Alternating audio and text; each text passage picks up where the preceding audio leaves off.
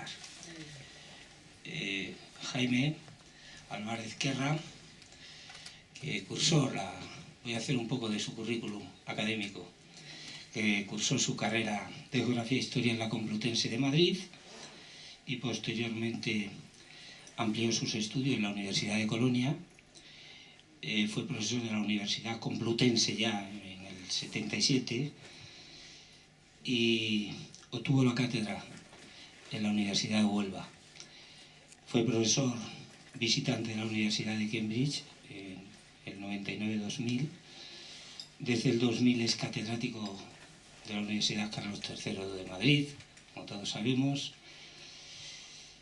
Ha sido profesor visitante en diversas universidades europeas, en Italia, en Francia, en Potsdam, Alemania, y se ha pasado todo el verano investigando en Oxford. Eso me consta, porque me he tenido que relacionar para esta conferencia con él y era en Oxford.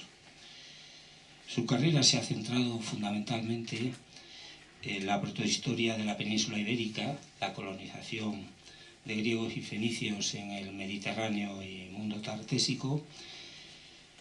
Es un conocido especialista en las religiones, en la religión romana y especialmente en la romanización de los dioses orientales. Lo hemos comprobado en una visita a Mérida, donde ahí ya Mitra, Isisia, Serapis, a Cibele están con nosotros, ¿no? Forman parte de nuestra familia casi.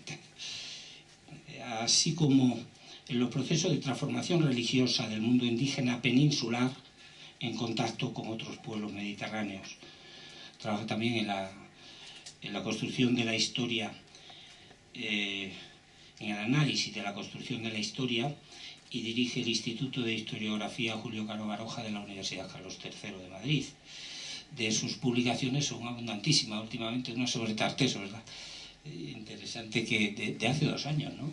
La publicación sobre Tarteso, 3 años ya, pero entre otras lo de Arga Antonio a los romanos, la Iberia protohistórica, el cristianismo primitivo y las religiones mistéricas, tantas otras que no vamos a ver.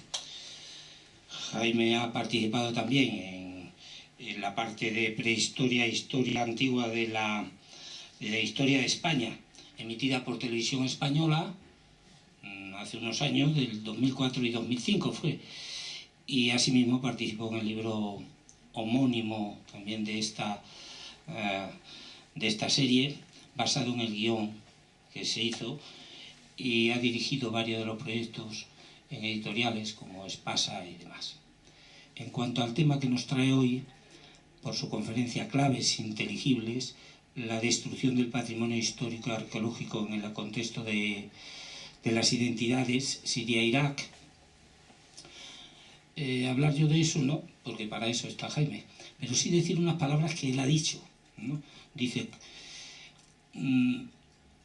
como ocurre con frecuencia en el tratamiento de temas sensibles, la simplificación hace mucho daño. A primera vista, la acción del fanatismo resulta intolerable. La destrucción del patrimonio histórico arqueológico afecta no solo a los habitantes de los territorios en los que pasadas civilizaciones produjeron reliquias venerables. Nos afecta a todos, que por eso hemos declarado Patrimonio de la Humanidad muchos de aquellos restos. Es un poco sobre lo que posiblemente nos tenga que hablar, cómo lo vemos, cómo lo interpretamos y cómo acaso debiera ser un poco para que se reduzca esa situación tan dramática en lo que a la arqueología se refiere. Cuanto más digamos de lo que hace el Estado Islámico, es una barbaridad, claro que sí, pero que no tiene derecho a cometer. Pero cuanto más digamos, posiblemente más pueden ir haciendo. Le preguntaron una ocasión a Jaime, ¿viajar es un placer? Pues el placer es el mío, porque he viajado con él gracias a él, y ha sido un gran placer quienes hemos tenido la oportunidad de viajar y continuaremos viajando, Jaime. Muchas gracias. Bueno, muchísimas gracias, Darío. La verdad es que es una presentación emotiva y ya en estos casos entra ganas de dejar los papeles a un lado. En primer lugar, les quiero agradecer a ustedes que no tengan nada mejor que hacer esta tarde de jueves, más que estar aquí a charlar un rato, y espero que no sea únicamente un monólogo, sino que la provocación contribuya a la intervención de quienes están en el auditorio y pasen al protagonismo dentro de breves instantes. Por supuesto, es protocolario, ¿no? Es agradecer al Colegio de Licenciados y Doctores que haya tenido a bien citarme para dar la charla inaugural de este ciclo de conferencias, en especial a don Roberto Salmerón, su director, y por supuesto a Darío, que es el responsable último de que yo me encuentre con ustedes en este momento. Darío, que es compañero de viajes exóticos y con quien hemos pasado muy buenas horas por muchos lugares del mundo. El tema me lo propusieron, en concreto me lo propuso Darío hablar sobre este asunto que es candente y sobre el que estamos probablemente hipersensibilizados todos, ¿no? No hay más que ver las imágenes del horror para sentir una etimológica simpatía hacia las víctimas que, como veremos, somos nosotros mismos también, de alguna manera, de esa barbarie. Quizás en los últimos meses había decaído, no sé si se oye otra vez, sí, había decaído algo el interés porque parecía que ya se había pasado el escenario de la violencia programada para pasar a otros escenarios distintos de la guerra. Sin embargo, la caída de Raqqa desde ayer en manos de las milicias kurdas y árabes, subvencionadas, apoyadas, alimentadas, protegidas por los Estados Unidos, ha reactivado la reflexión sobre el significado histórico de este episodio, que probablemente cierra con el acontecimiento de antes de ayer su paréntesis, la terrorífica experiencia del así llamado Estado Islámico. Creo que la apuesta para hablar de un tema así es valiente, pero al mismo tiempo tengo que reconocer que mi aceptación es osada, porque siguiendo un planteamiento crítico sobre nosotros mismos, no me conformo con el enunciado de calificativos despreciativos de los responsables de la barbarie. Creo que es mucho más interesante que hagamos un poquito de introspección y en ese sentido es en el que siento un deber por el mérito, si lo fuera mío, que ha mencionado Darío, mi condición de director de un instituto de historiografía. La historiografía es la disciplina que estudia cuáles son las circunstancias en las que el historiador establece el relato histórico de la forma en la que lo hace. Cuáles son los fundamentos, cuál es la dicción, es decir, lo que se ha dado en los últimos años en llamar el giro lingüístico, la importancia del relato en la construcción de la historia y sobre todo todos esos componentes que tradicionalmente le atribuimos a la acción de historiar y que cuando se reflexiona con un cierto rigor y profundidad resulta que no son nada más que escondrijos culturales que no permiten ver claramente los problemas. Me estoy refiriendo a cuestiones como la objetividad en la historia y cosas de este tipo. Pero bueno, nos llevaría a otros territorios distintos. Quiero decir que mi deformación como historiador me impide despachar las cuestiones graves apelando a la necedad, a la irracionalidad o a una especie de pensamiento mágico, ¿no? conductas atávicas. No se pueden resolver o comprender los problemas complejos con proposiciones simples. Este es un axioma. Lo complejo, para ser entendido, tiene que tener respuestas complejas. Y todas las personas inteligentes entienden que una máxima, una sentencia, un eslogan no puede resolver un problema complejo. En ningún ámbito de la vida, y mucho menos en los ámbitos políticos que tantos problemas nos proporcionan a la ciudadanía en todo tiempo y lugar.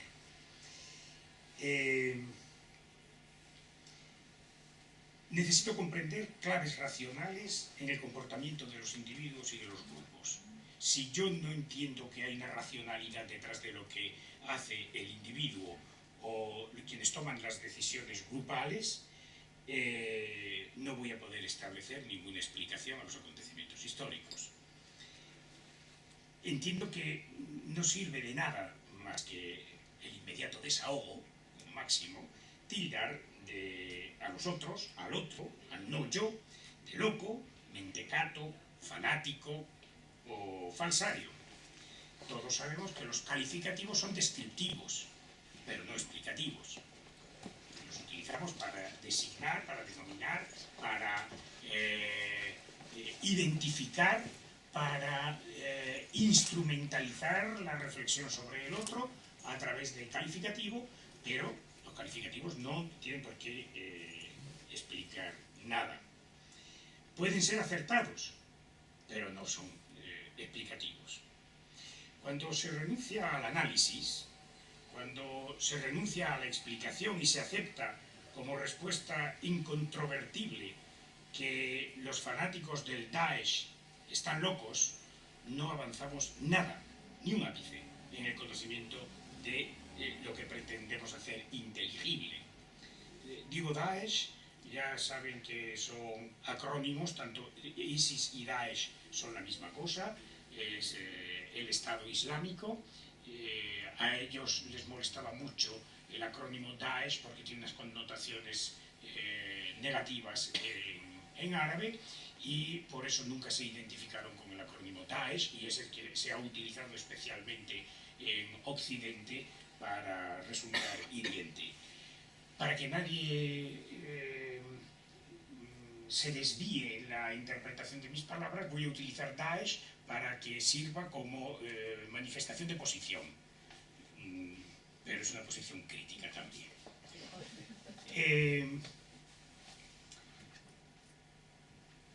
Creo que hay circunstancias sorprendentes. Quienes resuelven el problema diciendo están locos, es una banda de locos, no se dan cuenta que en el fondo están contribuyendo de alguna manera a la exoneración de los delitos que cometen. Su irresponsabilidad los hace menos responsables.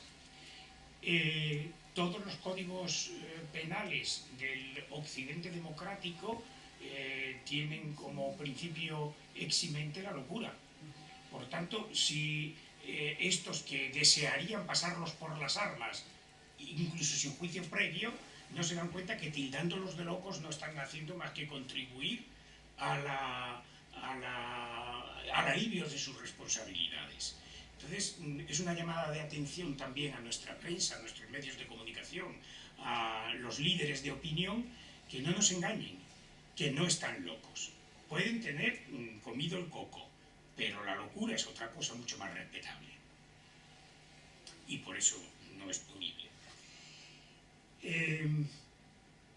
Mi objetivo no es alimentar el exabrupto irracional, sino buscar razones por las que el patrimonio histórico arqueológico se convierte en un objetivo militar para los musulmanes del Daesh. Y esto es lo que no se enuncia con claridad. Es decir, son objetivos militares. Y se está trabajando en el patrimonio cultural como se trabaja con una refinería, con un hospital o con cualquier otro centro sensible, económica o simbólicamente. Y este es el planteamiento que me parece que es ilustrativo para todo lo que viene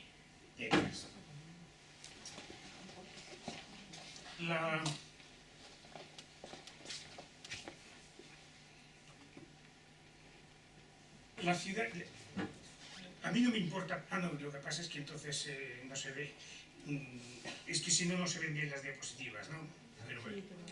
La ciudad árabe de Palmira ha sido un punto de encuentro entre Oriente y Occidente y un crisol artístico y cultural en el que han fusionado sus respectivas aportaciones para dar nacimiento a un arte arquitectónico original resultante de tradiciones locales y exteriores.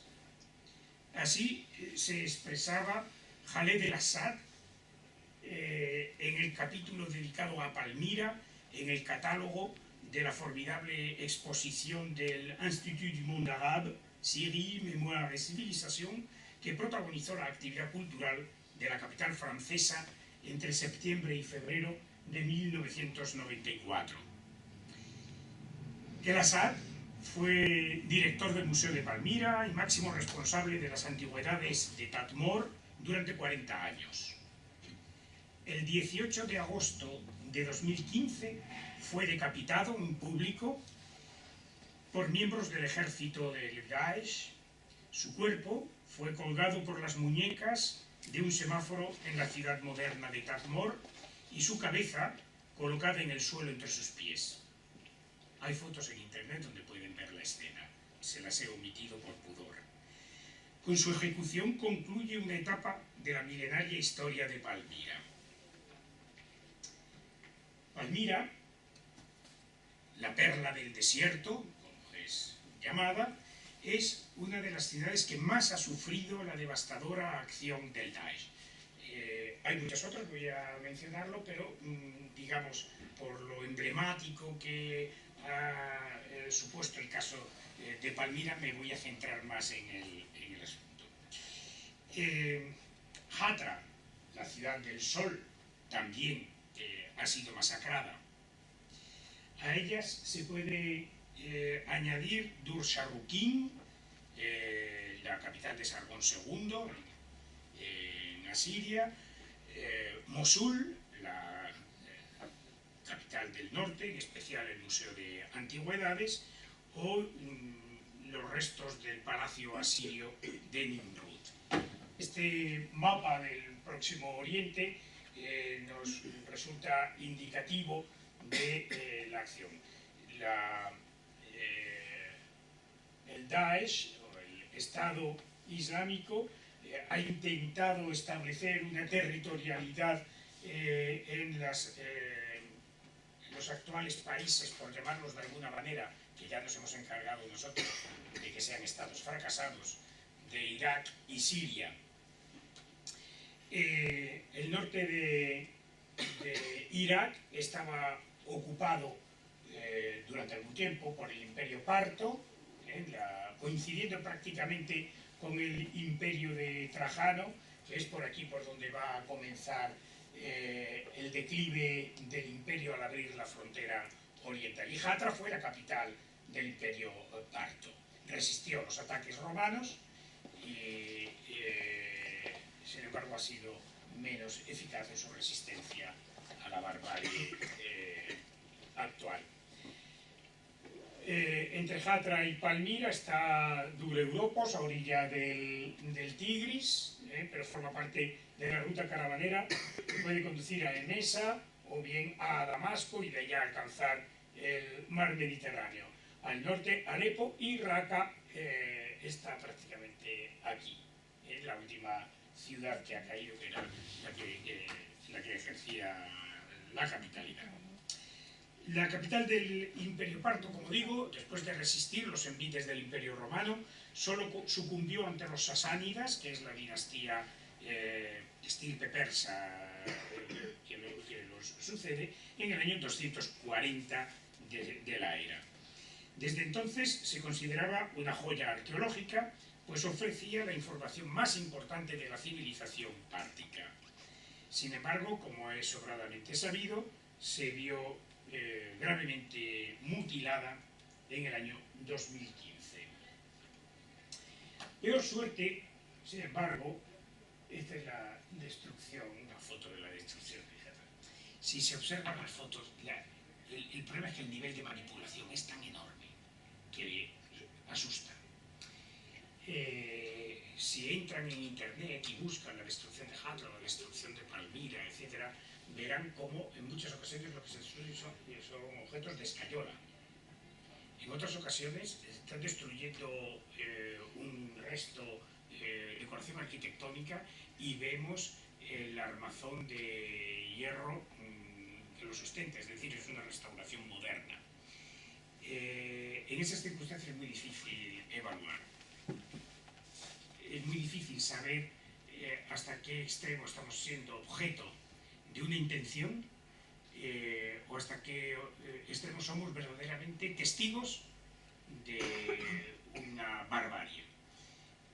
Pero hay datos inequívocos y ante el dato inequívoco pues no queda más remedio que decir, por extensión, puedo decir lo demás. Un señor subido una escalera con un mazo pues puede ser no más que un elemento propagandístico.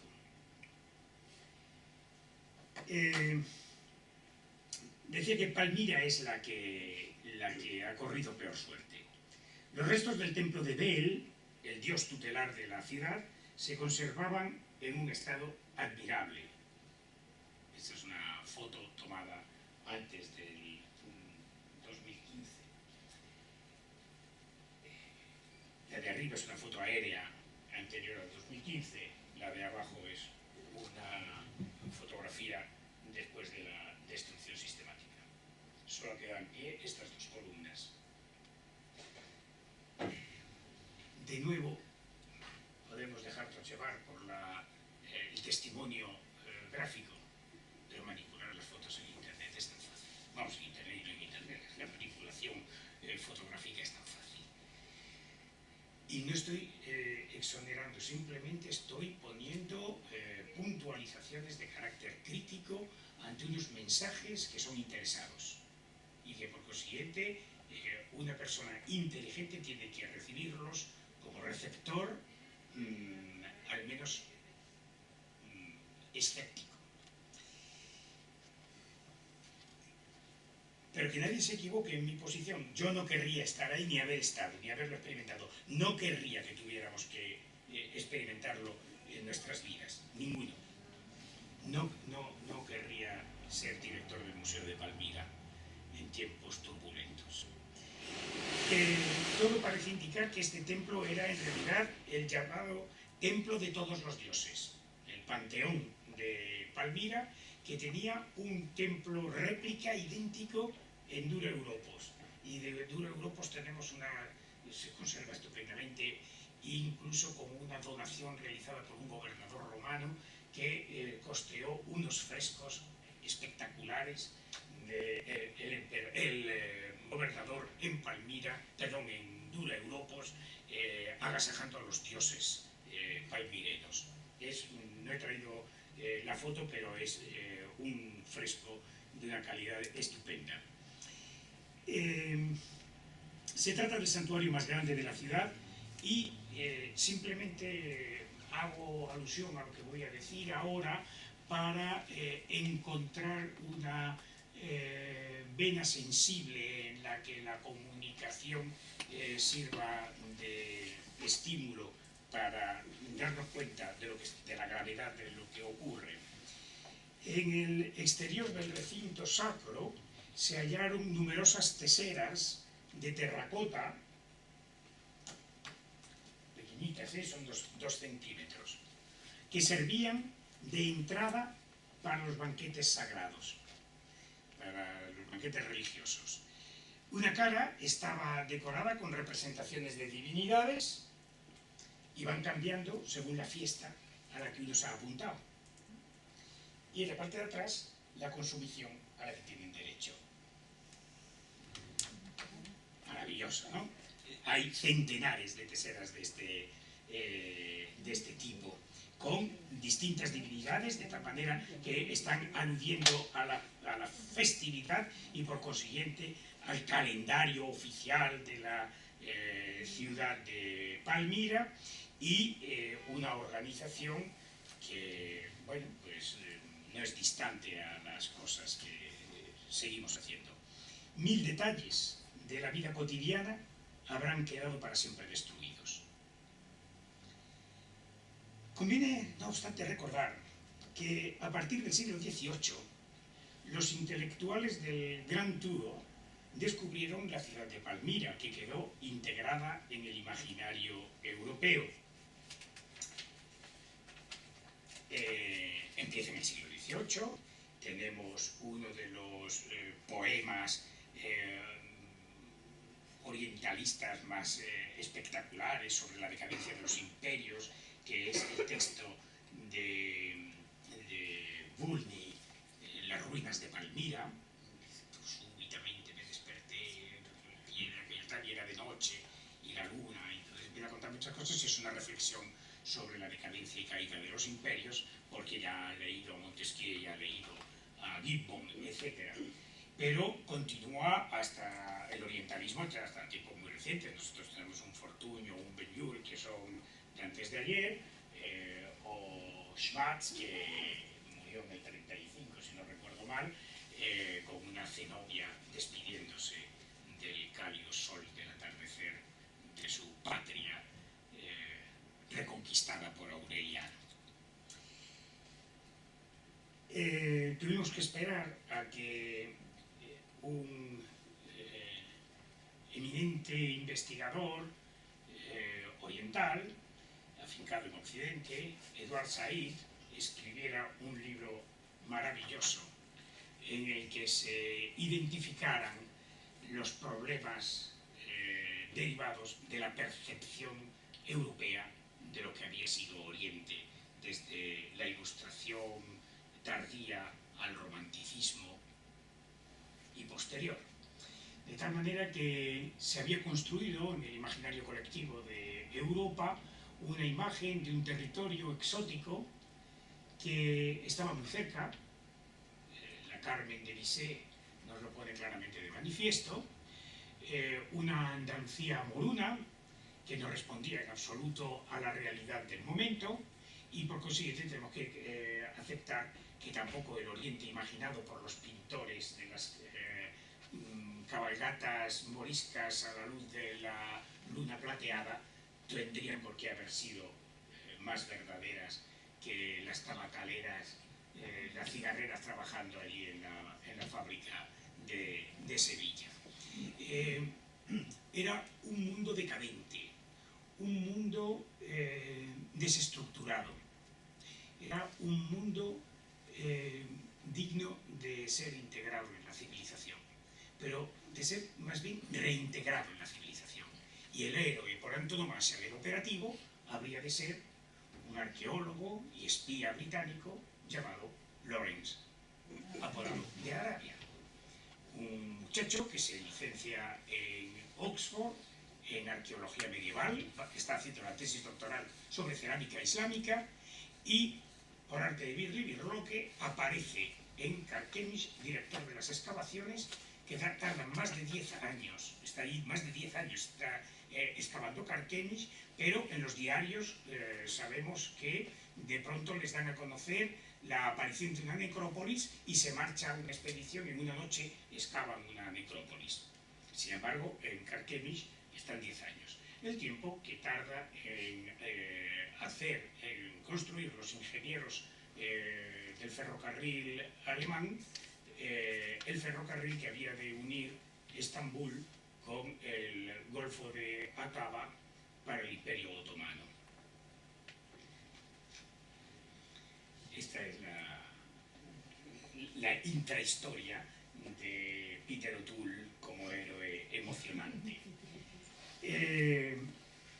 Es decir, que aquello que había sido la cuna de la civilización se había perdido en los derroteros de la historia, y gracias a que nosotros, los nuevos estados civilizados, herederos directos de aquellos estados prístinos, teníamos que reconducir a estos semisalvajes que se nos habían descarriado.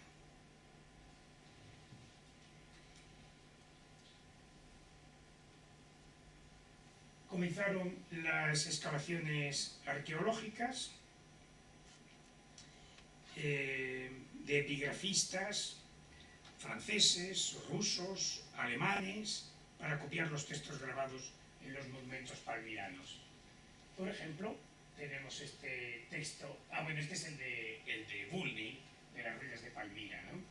Llegué a la ciudad de Homs, a orillas del Orontes, quienes han estado recordarán las norias maravillosas, y hallándose cerca de la de Palmira, situada en el desierto, quise conocer sus tan ponderados monumentos, y habiendo después de 3 días de camino por áridos yerbos atravesado un valle lleno de cavernas y sepulcros, luego los vamos a ver, al salir de él a deshora vi en la llanura el más pasmoso espectáculo de ruinas, innumerable muchedumbre de soberbias columnas en pie, que como las calles de nuestras alamedas se prolongaban hasta perderse de vista en simétricas hileras.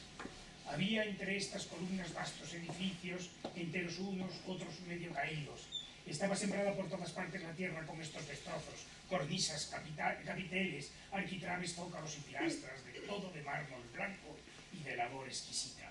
Después de 3/4 de hora de camino siguiendo estas ruinas, entré en el recinto de un vasto edificio que fue antiguamente un templo consagrado al sol, y me hospedé en casa de unos labradores árabes que en el atrio mismo del templo han construido sus cabañas, resuelto a detenerme algunos días examinando despacio tantas hermosas obras. Cada día salía a visitar algunos de los monumentos que cubren el llano, y una tarde, preocupado el ánimo con mis reflexiones hasta el Valle de los Sepulcros había llegado, trepé a las colinas que le rodean, desde donde domina la vista el conjunto de las ruinas y la inmensidad del desierto. Acababa de ponerse el sol, estaba diáfano el cielo, sereno y sosegado el aire. La falleciente luz del día templaba el horror de las tinieblas, calmaba los fuegos de la abrasada tierra, la naciente frescura de la noche.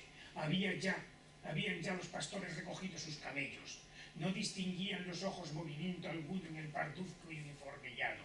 Reinaba en el desierto un profundo silencio, que de tiempo en tiempo interrumpían los lúgubres graznidos de pájaros nocturnos y chacales. Crecían las sombras y ya solo distinguían mis miradas con el crepúsculo los blanquecinos fantasmas de columnas y paredes. Hemos pasado de la descripción arqueológica a la fantasmagoría. Infundían en mi ánimo cierto pavor religioso estas yermas soledades, esta apacible noche y esta majestuosa escena, el aspecto de una vasta ciudad desierta, la memoria de los pasados tiempos, la comparación del presente estado, todo enaltecía mi corazón. Sentéme sobre un trozo de columna y apoyando el codo en la rodilla, reclinando en la mano la cabeza, paseando la vista ora por el desierto y ora clavándola en las ruinas, me entregué a una honda contemplación.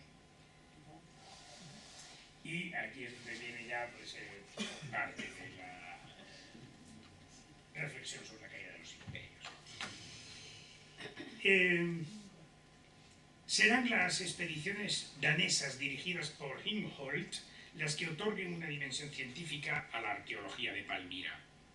Todo ello iba acompañado de una acción depredadora notable, que ya denunció el gran historiador Mikhail Rostocev, de familia noble que tuvo que salir con la Revolución Rusa y se asentó en Inglaterra, que escribió 2 volúmenes monumentales sobre la historia social y económica del mundo helenístico, a la que siguieron otros 2 volúmenes monumentales de historia social y económica del mundo romano, que eran lectura obligada para los discípulos del profesor Blázquez en la Complutense. Nos metíamos allí más de 1000 páginas y nos quedábamos más anchos que arados. Pues Rostocev denunció los saqueos. Rostocev estuvo excavando con Franz Dumont en Dura Europos. Denunció los saqueos que estaban produciendo sus colegas. La demostración de esa rapiña cultural queda manifiesta en las colecciones de museos en París, en Londres, en Copenhague, en Estambul, en Roma, en San Petersburgo, en Nueva York o Boston. Un paréntesis maligno. Claro, nosotros nos quedamos con el templo de Devot, pero fue porque España fue la primera que dio dinero para el salvamento del templo de Ramsés II. Es que ha caído que el examen, la diapositiva hoy a mis alumnos que han quedado algunos por aquí.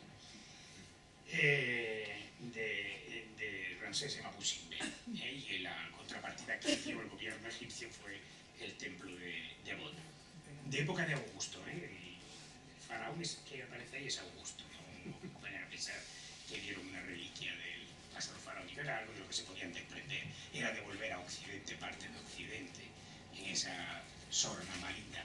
Y nos escandalizamos porque no hay egiptología ni asiriología en España. Solamente esos son disciplinas de países imperialistas. La asiriología y la egiptología nacen en Inglaterra, en Francia y en Alemania, las grandes potencias del siglo XIX. Nuestra desgracia es que nuestros estudios americanistas son paupérrimos. Es ahí donde España tiene una responsabilidad histórica verdaderamente deplorable. Teniendo el archivo histórico de Sevilla, que no ganen por la mano los norteamericanos, es una cosa un poco triste. En el desciframiento del Maya, por ejemplo, estas cosas. Pero bueno, decía que quería ser un poco maligno, solo un poquito. Esas capturas de piezas arqueológicas que van a ser exhibidas en los museos de todo el mundo constituyen un proceso de apropiación del pasado para la construcción de las identidades históricas propias. Es decir, el museo representa una seña de identidad de la ciudad y del Estado al que pertenecen, y por tanto sus contenidos pertenecen al acervo cultural del país propietario. Esto es una apropiación. Si quieren, pongan detrás indebida, pero apropiación de patrimonio ajeno. Y en el ámbito de las apropiaciones conviene recordar, porque las apropiaciones pueden ser físicas o pueden ser simplemente simbólicas, un poema inconcluso de Cavafis de 1930, recogido por la última recopilación de los poemas de Cavafis en Complete Poems de 2012 por Mendelssohn. Y en ese poema Cavafis se lamenta de que algunos historiadores dediquen su empeño en negar el carácter asiático de Zenobia, cuya grandeza tenía que ser occidental, y por eso construían para ella una genealogía que le hiciera seleucida y por tanto greco-macedonia. Es muy bonito. La construcción de una identidad falsa para Zenobia, para apropiarnos también de la heroína revolucionaria independentista de Palmira, del reino de Palmira, frente al imperio romano, que sucumbirá, como decía antes, en época de Aureliano. ¿Vale? Puedo traerles a colación otro episodio, no lo había escrito, pero me ha acordado. Sir Leonard Woolley, el arqueólogo británico que excavó las tumbas reales de la tercera dinastía de Ur, que por cierto, ¿saben dónde pueden visitar las piezas? En el British Museum. Sir Leonard Woolley escribió en el año 1920 aproximadamente un artículo en el número 1 o 2 de la revista Siria, una revista especializada en arqueología de la región de Siria, un espectacular artículo en el que venía a decir algo así como que, en efecto, el primer alfabeto se inventa en Fenicia, y son los fenicios quienes inventan el alfabeto, y que los fenicios se lo dieron en préstamo a los griegos, como todos sabemos. Y la pregunta que formula el artículo de este insigne especialista, nada etnocéntrico ni racista, es ¿y quiénes son los fenicios? Pues los fenicios no son otros que los griegos desplazados al Levante y, por tanto, Occidente no le debe nada a Oriente. Es verdad que el exterminio nazi es obra de Hitler y sus allegados, pero las simpatías que tenía Europa en general al mundo árabe o islámico en el primer tercio del siglo XX dejaba mucho que desear en principios de tolerancia y aceptación. No se olviden de una cosa: el primer caso flagrante de persecución de carácter etnocultural fue el caso Dreyfus en Francia. Los judíos y todo lo demás es una excusa dentro de un proyecto de conflicto entre las grandes potencias europeas. Bueno, regresemos a la destrucción del patrimonio. Uno de los templos más bellos de Palmira era el de Baal Shamil. Fíjense en estos resaltes, que son las basas de estatuas sobreelevadas en las columnas del templo. Fue volado con cargas de dinamita por voluntad de los fanáticos. Volvemos al pasado. Recuerden las palabras de Goulney y las familias acaudaladas de Palmira, que debían su riqueza fundamentalmente al tráfico caravanero, habían introducido una forma bastante innovadora en sus formas de enterramiento, que además manifestaba una competencia entre familias, a ver quién era capaz de tener la torre más alta. Y a esa competencia entre familias respondía el paisaje fantástico de las torres funerarias de Palmira. Muchas de ellas eran hipogeos subterráneos, claro, con paredes talladas en la roca o levantadas con sillares. En su interior eran como los columbarios romanos posteriores. En su interior había nichos para cobijar numerosos difuntos, de tal manera que la torre se convertía en el emblema familiar, era el lugar de reconocimiento del linaje, etcétera, etcétera. Algunas copiosamente decoradas.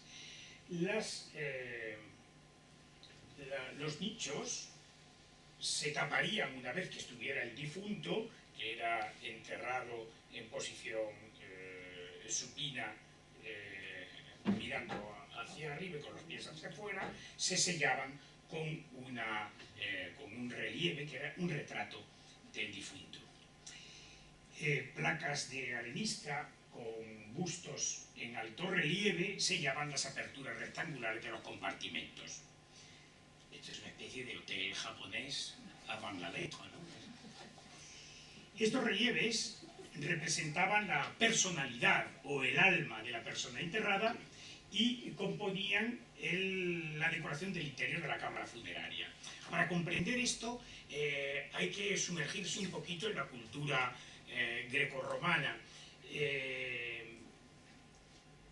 Pensemos, por ejemplo, que cuando en Roma o en cualquier ciudad imitadora de la gran urbe había una fiesta cívica, las familias salían en procesión y llevaban las estatuas de los lares y de los penates para que la comunidad recordara, porque son sistemas culturales mnemotécnicos, que entonces se les olvidara cuáles eran las grandes familias. Y evidentemente la gran familia es la que lleva más bustos en procesión, la que más cónsules ha tenido, la que más, etcétera, etcétera, ¿no? Las de más renombre, las de mayor abolengo. Los santuarios en el mundo clásico es una de las cuestiones que está de moda en este momento estudiar, son el principal de la memoria. En una sociedad no en la romana, donde la epigrafía constituye probablemente el soporte más importante, pero en sociedades fundamentalmente iletradas, para los que no eran capaces de leer tampoco un epígrafe, el gran soporte de la memoria es la iconografía religiosa y la iconografía de cualquier naturaleza que se encontrara a alguien paseando por la ciudad.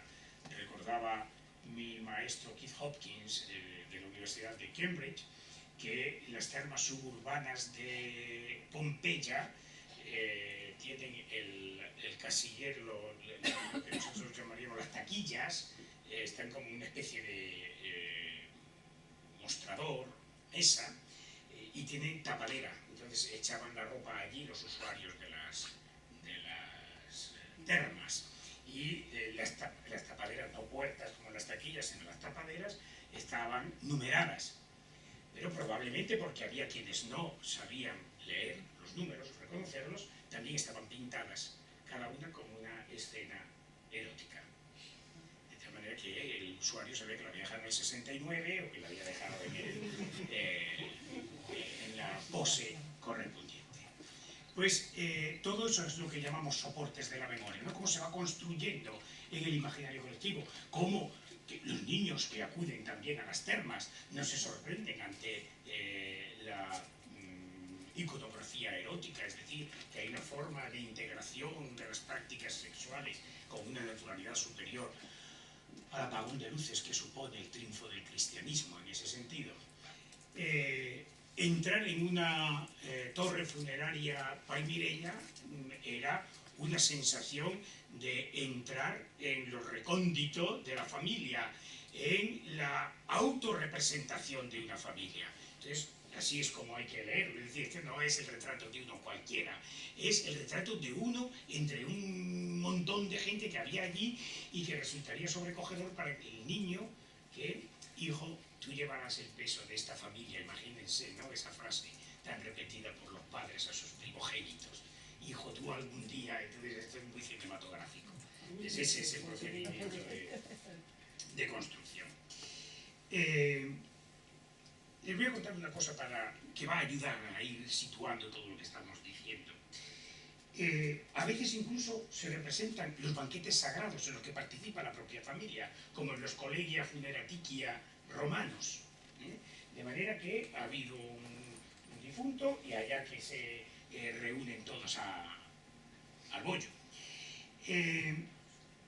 Un proyecto de investigación liderado por Rubina Raya y Andreas Kropp, con financiación danesa, que de alguna manera hay que lavar la mala imagen de tener en la Glyptoteca Carlsberg de Copenhague la mejor colección de retratos palmirenos, ha documentado un total de 2.842 retratos. Es decir, que sería el equivalente a 2.842 textos epigráficos funerarios en el mundo romano para una sola ciudad. Insólito, esto no existe.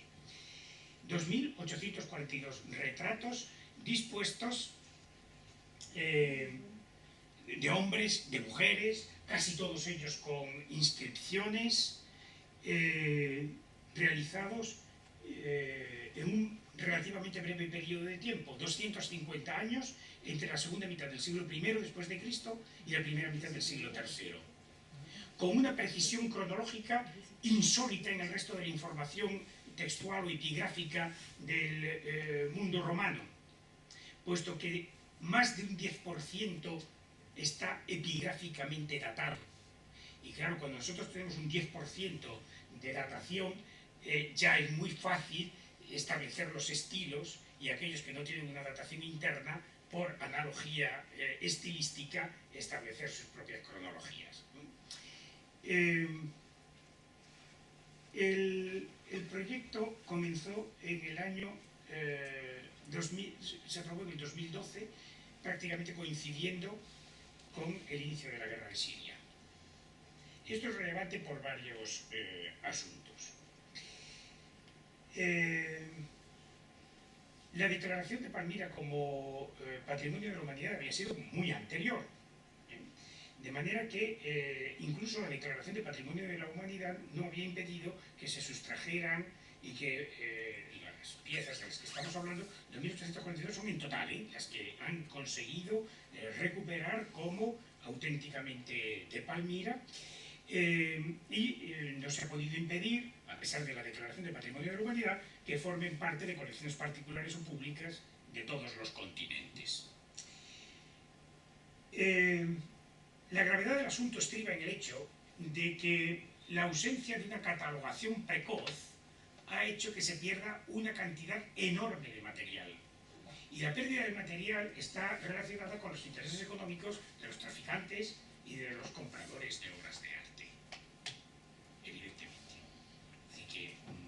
vamos a empezar ya a diluir responsabilidades. ¿Qué significa que no haya catálogo? El catálogo monumental de Palmira, antes de 2012. Si los catálogos monumentales de España se hacen, y va retrasado con respecto a Francia, Italia o el Reino Unido, se hacen en la década de los 10 y de los 20 del siglo pasado. No existe un catálogo monumental. Y entonces abrimos el campo a otra de las responsabilidades. Nosotros, que vivimos en una sociedad capitalista, sabemos que el patrimonio cuesta. Y el mantenimiento del patrimonio es caro. No hay patrimonio gratuito. Esto lo sabemos todos. ¿Qué significa que la UNESCO declare Patrimonio de la Humanidad un bien público? ¿Cómo se afronta desde el punto de vista patrimonial la declaración de un patrimonio de la humanidad? Si es patrimonio de todos, ponemos un poquito de dinero para catalogar, para fotografiar, para conservar, o hacemos la declaración, pero que luego sean las entidades locales las que sufraguen el mantenimiento de los monumentos. Irónicamente, en varias ocasiones he dicho que todos sabemos que el patrimonio histórico-cultural de Italia se hunde. Todos han oído que las paredes de Pompeya se derrumban. ¿Se le ha ocurrido a alguien que tengo que mandar al ejército para proteger el patrimonio que es de todos? ¿Por qué no mandamos a la OTAN a Pompeya? Es decir, ¿qué es lo que nos autoriza a invadir Irak en nombre de la preservación del patrimonio y no a invadir Italia? Pues bien, ni siquiera las torres destinadas a dar cobijo, algunas son tan monumentales como esto, a los muertos han merecido el respeto de los fanáticos religiosos.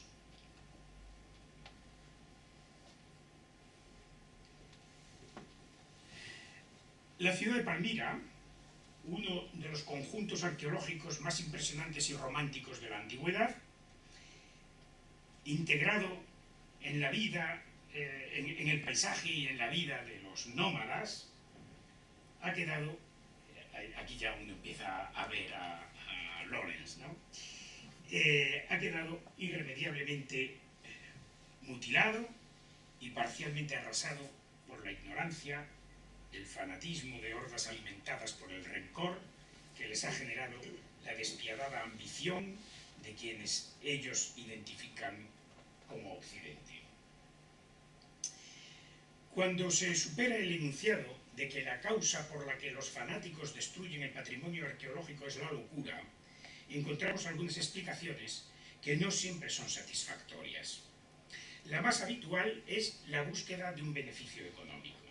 No sé si han tenido interés por estos asuntos, se habrán encontrado con facilidad que la razón por la cual explotan el patrimonio histórico-artístico es para financiar al Daesh, porque a través de esos mecanismos de financiación compran armas y consiguen nuevos militantes para sus milicias. Se denuncia la imposibilidad de exportar las grandes obras, de modo que el expolio se reserva a las antigüedades susceptibles de ser transportadas. Es la explicación. Caben dudas. Como las grandes obras son conocidas y son reconocibles, entonces, y son difíciles de transportar, son aquellas que podemos destruir. Porque en Occidente nadie nos va a comprar el templo de Bel. Entonces destruimos el templo de Bel, pero las piezas menores son las que metemos en las redes de comercio de antigüedades. Este es el axioma, ¿de acuerdo?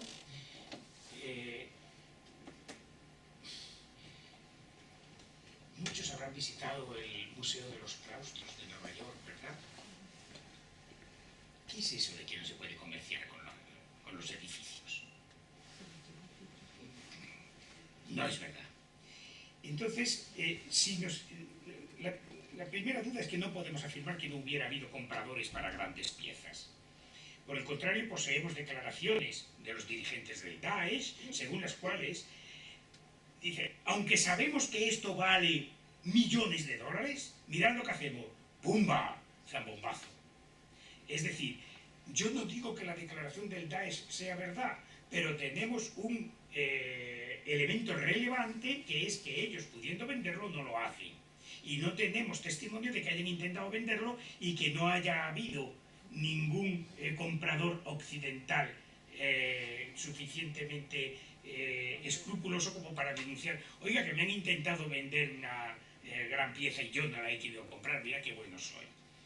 Es decir, no tenemos noticia de que alguien haya rechazado la compra de un gran monumento y tenemos la información del Daesh diciendo que aunque saben el valor que tiene, no es el dinero lo que quieren, sino que lo destruyen. Pero los seguimos acusando entonces de que introducen en las redes del comercio ilegal las pequeñas piezas.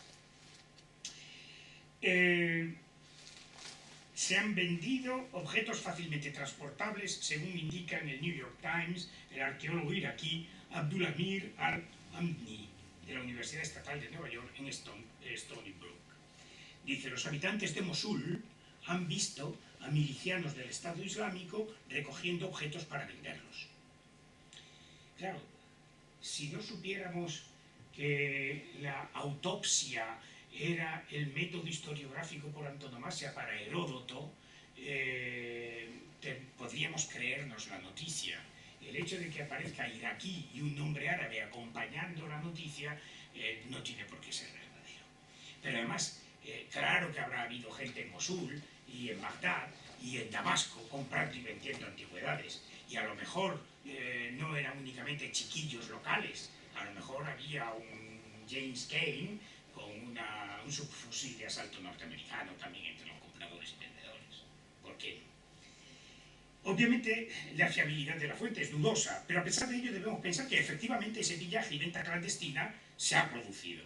Sin embargo, ese comportamiento es inherente a cualquier acción militar, incluida por supuesto la invasión iraquí, la invasión de Irak por Estados Unidos.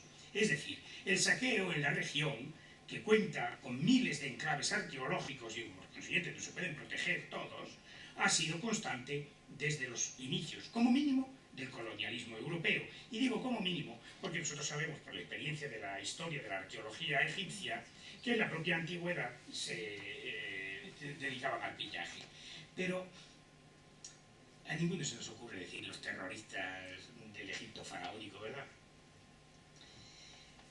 De lo que no cabe duda es de que ha habido un incremento del tráfico de objetos arqueológicos desde la caída del régimen de Saddam Hussein. De modo que la anulación del poder establecido dispara el pillaje como deriva colateral de la guerra. Búsquense las correspondientes responsabilidades. Lo mismo cabe afirmar sobre Siria. A partir de 2012, puesto que muchos habitantes, terroristas o no, fanáticos o no, han utilizado como recurso económico el patrimonio histórico-cultural. Atribuir la totalidad del comercio de objetos histórico-arqueológicos a los fanáticos es simplemente propagandístico. A nadie se le ha ocurrido llamar a los pastores que se encontraron el escondrijo de Qumran con todos los textos del Qumran y que lo fueron vendiendo fragmentado para sacarle más dinerito, llamarlos los terroristas de Qumran. Deberíamos detenernos un instante para reflexionar sobre la terminología. Esto creo que es también pertinente. Cuando los custodios del patrimonio colectivo de muchas parroquias españolas decidieron venderlo al mejor postor, a nadie se le ocurrió decir que fanáticos cristianos saquean el patrimonio. Ni ahora tampoco se les cataloga de ese modo. No es que no se les catalogara, porque entonces no habría fanatismo religioso islámico para llamar fanáticos cristianos a los párrocos que vendieron las obras de arte góticas a Estados Unidos. Pero es que ahora tampoco se les denomina de la misma manera. ¿Por qué entonces utilizamos la terminología de componente religioso para definir los actos delictivos y no lo hacemos con nuestros correligionarios? Claro que no son circunstancias similares, pero por ello debemos ser mucho más sutiles con la nomenclatura. Esto es lo que decía desde el primer momento. No podemos ir a grandes brochazos para analizar problemas complejísimos como estoy intentando elucidar aquí. Flaco servicio hacemos a la cultura demonizando indiscriminadamente a todos los que no son yo. Conviene pues distinguir las fechorías derivadas de la lucha por la supervivencia de la destrucción consciente del patrimonio. Dejémonos de tontadas y vamos a hablar de la destrucción del patrimonio, que hemos visto imágenes que pueden ser suficientemente elocuentes. Aquí, a partir de aquí conviene entonces ahondar en otras consideraciones. La primera es que quienes compran esas piezas arqueológicas son tan culpables de la destrucción del patrimonio como quienes las venden. La noticia de que traficantes y coleccionistas sin escrúpulos de Europa y el Golfo Pérsico son responsables de lo que está ocurriendo desplaza una vez más el centro de atención desde la responsabilización de los agentes locales hacia estructuras de poder mucho más generales interesadas en el asunto. Las autoridades de Líbano y Turquía ya han requisado cientos de antigüedades provenientes de los saqueos de Siria, pero muchas otras están llegando al mercado sin que hayan sido identificadas. Tengo noticias, no las puedo probar y por consiguiente no puedo ponerlas tan en cuarentena como todo lo demás, que museos de universidades norteamericanas están devolviendo piezas compradas. ¿A quién? A los soldados de la guerra de Irak. Galerías londinenses, según expertos, han puesto a la venta piezas valoradas en miles de libras procedentes del tráfico ilegal. El Daesh, Estado Islámico, obviamente no pretende disimular su participación en la venta de antigüedades, porque ello contradiría las órdenes de Mahoma de destruir todos los ídolos. David, la revista online publicada en inglés por el grupo, se jacta de la cobertura realizada por la prensa occidental en relación con la destrucción de Nínive, ya que, palabras textuales de David, contribuyó a enfurecer a los que no son musulmanes, algo que es querido por Alá. Precisamente la prensa se convierte en el amplificador más económico de sus atrocidades. Cuanto más sonoras sean las muestras de espanto, más se está animando la tropelía, porque en efecto se trata de propaganda gratuita. Voy a hacer rápidamente, porque no le quiero entretener demasiado, una analogía con el mundo antiguo. Cuando observamos en la iconografía del poder y de la guerra del mundo neoasirio cómo hacen pirámides con las cabezas de los enemigos, por cierto que para verlo hay que irse también al British, nos sorprende el horror. Qué salvajes eran los asirios. ¿Cuántas veces es necesario hacer una pirámide de cabezas de enemigos para sembrar miedo? Con una basta. Y si además la representas, cada vez que venga alguien a Palacio y vea aquello y diga, oye, con estos dos metáis que son terribles. De manera que, ¿cuántas de verdad cosas están ocurriendo? ¿Qué es propaganda y qué es acción violenta? Y no estoy disminuyendo la gravedad del asunto, lo que estoy diciendo es que los mecanismos de amplificación son potentísimos y que funcionan para el servicio para el que se conciben, que es generar miedo y terror. Aquí radica en cierta medida una de las explicaciones del comportamiento. Lo inexplicable encaja en una racionalidad comprensible. Están convencidos de que no están destruyendo su patrimonio histórico-cultural, sino que están destruyendo el patrimonio histórico-cultural del enemigo. Desde el descubrimiento arqueológico de las primeras civilizaciones mesopotámicas y del Nilo, Occidente se ha apropiado de ese pasado. Se ha construido un hilo conceptual continuo desde la formación de los estados allí hasta nosotros, aquí. De modo que nosotros somos el resultado de aquello, no ellos. Y porque la continuidad va desde ellos hasta nosotros, es por lo que, y venía a la deriva anterior, podemos representarlos orientalísticamente.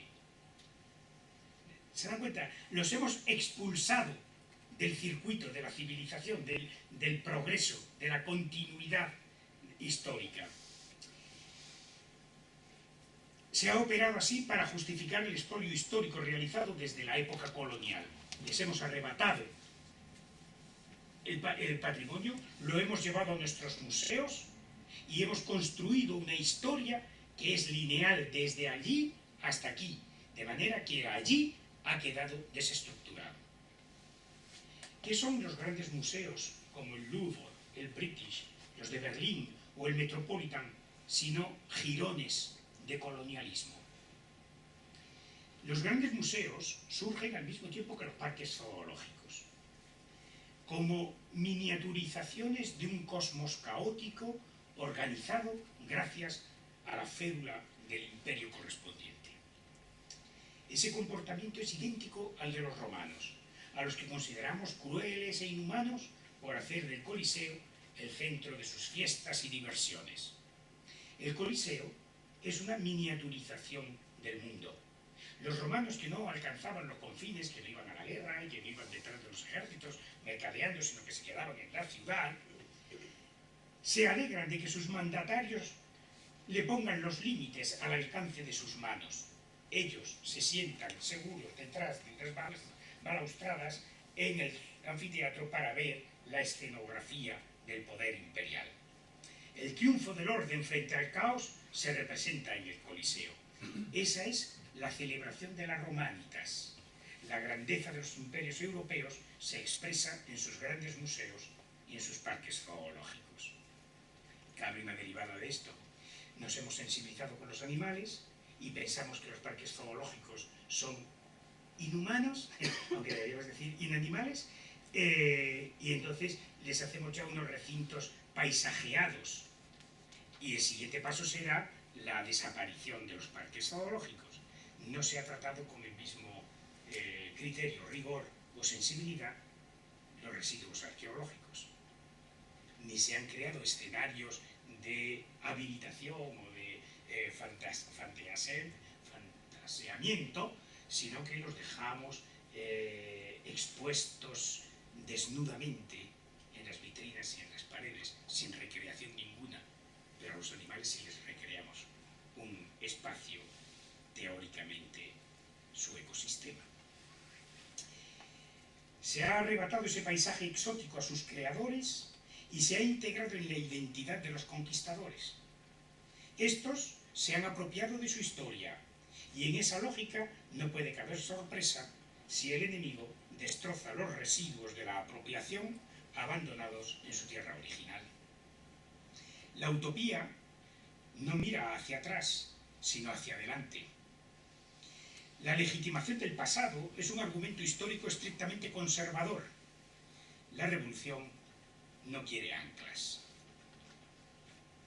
Desde esta perspectiva es absurdo pensar que el enemigo va a respetar los símbolos en los que hemos depositado nuestra identidad, por más que digamos que es la identidad de la humanidad. Pero ya hemos visto cómo los hemos expulsado previamente. La barbarie resultante de la invasión francesa de 1808 no provoca calificativos similares a los que observamos en los acontecimientos del presente. En realidad, no podemos exhibir un nivel de tensión con nuestros vecinos franceses análogo al que hay ahora en relación con la destrucción del patrimonio histórico-cultural en Oriente, porque la realidad política lo impide. Nos hemos visto obligados a negociar con el enemigo, y ya ni siquiera son tan malos. Son nuestros queridos vecinos. Y hemos aceptado el pillaje al que sometió nuestro patrimonio en aras de una convivencia pacífica. ¿Quién va a soportar 2 siglos de relaciones hostiles con el enemigo transtirenaico? Más vale dejar que se queden con el patrimonio que nos robaron, más vale perdonarles los incendios de nuestras iglesias, que no se lo perdonamos a nuestros compatriotas desde la guerra civil, pero a los franceses ya sí se lo hemos perdonado, y la destrucción de todo el patrimonio bibliográfico derivado de la invasión francesa. A ellos se lo hemos perdonado. ¿Por qué no negociamos entonces de la misma manera que hemos negociado con los franceses, con el resto? ¿Qué tenemos dentro de nosotros mismos que no nos lo permitimos? y negociamos también, de otra manera, con nuestra propia realidad. Si fuéramos capaces de observar desde un espacio más aséptico, tendríamos, o sea, sin la afectividad que lo propio nos genera, tendríamos que reconocer que hay no poco cinismo en un escándalo provocado por unas mentes atormentadas y enajenadas que dinamitan las ruinas del pasado, mientras se aplaude cómodamente instalados en los asientos del AVE el progreso que ha permitido llegar en 2 horas y media a Sevilla, con parada incluida en Córdoba. Si, parados en Córdoba, miramos por las ventanillas a la derecha o a la izquierda, veremos los restos arqueológicamente destrozados de un palacio tardoimperial romano, probablemente la residencia del gobernador de la Helvética, el edificio más grande de todo el occidente romano, destruido sin paliativos por la estación del AVE en Córdoba. Y vinieron investigadores extranjeros, Mario Torelli, Filippo Coarelli, además de una playa de arqueólogos españoles, para hacer informes y solicitar o el desplazamiento físico de la estación un par de kilómetros, que tampoco pasaría nada en la millonada de los gastos derivados de la construcción del AVE, o retrasar la inauguración, al menos, de la estación de Córdoba. No se ha podido excavar y todavía se está discutiendo la adscripción cultural del monumento porque la excavación ha sido nefasta. Pero para que se hagan una idea del tamaño del palacio, cuando se encontraron los primeros restos, eran una especie de gradas semicirculares y se pensó inmediatamente que se había descubierto el teatro de la ciudad de Córdoba. Y resulta que no era el teatro de la ciudad de Córdoba, que era nada más que el ábside de una de las alas transversales del palacio. Imagínense el tamaño. Pues ahí nos hemos quedado, ¿eh? Eso sí, inauguramos la estación, llegamos a Sevilla y hicimos la Expo 92 y España gloriosa y cañí. ¿Por qué tratamos de diferente manera lo de los otros y lo nuestro? Pero no nos avergoncemos. El monumento, perdón, el santuario más grande de todo el Imperio Romano dedicado al dios Mitra apareció en la ciudad alemana de Maguncia, Mainz. No se pudo excavar, construyeron encima. La destrucción del patrimonio propio es también obra de alemanes, porque siempre miramos hacia el norte como diciendo, estos no hacen eso, esos también hacen esto. Admitamos, basten esos dos ejemplos para la última reflexión que quiero hacer. Es un topos en la argumentación cuando llegados a este punto dicen, oye, pues mira, más vale que estén en el British a que estén en sus lugares de origen, porque por lo menos en el British se han salvado. Bueno, pues esto demuestra claramente que no. Dicho de otra manera, admitamos que salvamos lo que salvamos y destrozamos lo que destrozamos. Punto. De nada vale rasgarse farisaicamente las vestiduras. Es hora de buscar las claves que contribuyan a encontrar explicaciones inteligibles y, sobre todo, a encontrar los mecanismos de negociación para que las cosas no sean como son. Muchísimas gracias.